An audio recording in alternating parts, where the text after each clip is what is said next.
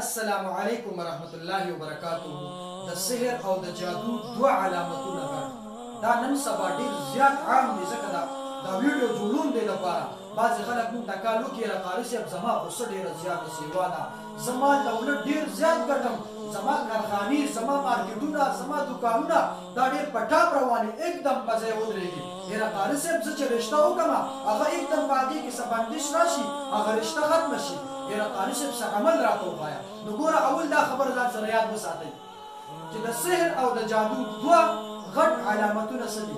اول نمبر خو دا ده له به غوسه ډېره زیاته ورځي، دی به په نسه خبره غوسه کوي، په نسه خبره به دی د خلکو سره لاندې وځي، د خلکو سره به شر کوي، د خلکو سره به جګړه کوي.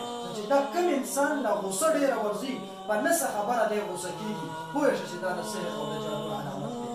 دویم نمبر دا دی به ښه ټوله کاروبار به روان وي، ښه په ټاپ به روان وي، د ده مارکیټ به په ټاپ روان وي، د ده کارخانې به په ټاپ روان وي، د ده دوکانونه به په ټاپ روان وي، एकदम به ودرېږي په ځای. موږ ته اکثریت خلک کال وکړي یاره قاري صاحب زما کاروبار ډېر په مخ کې روان و، एकदम په ځای ولاړ دی، څه وظیفه راته وښایه.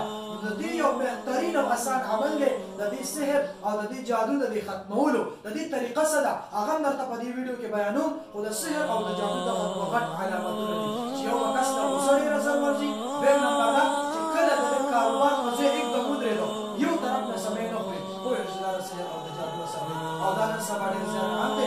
الله جل جلاله دې موږ ټول معاف کړي. د سحر او د جادو کوم انسان چې دغه سحر او جادو کوي دا د الله په عذاب کې دی، په ده باندې د الله د طرفه لعنت دی.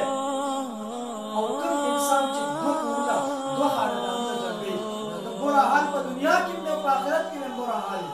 نو د دې د ختمولو دپاره یو بهترین او اسان عمل دا دی چې هره ورځ به سحر او ماښام قل اعوذ برب الفلق قل اعوذ برب الناس دا دوه سورتونه سحر او ماښام ټول ورځله وایه او اوبه پرې لګوه او ځان پرې هم او ټول پرې لګوه.